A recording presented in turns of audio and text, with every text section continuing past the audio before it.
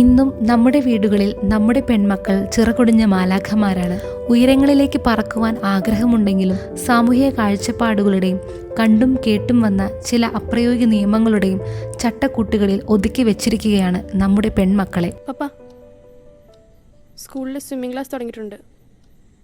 ഞാൻ ചേർന്നോട്ടെ? വേണ്ട, സ്വിമ്മിംഗ് ഒന്നും വേണ്ട. പെയിൻറ്റിങ്ങോ ഗിറ്റാറോ ആണെങ്കിൽ നോക്കാം. പപ്പ പപ്പ പ്ലീസ് പ്ലീസ് പപ്പ.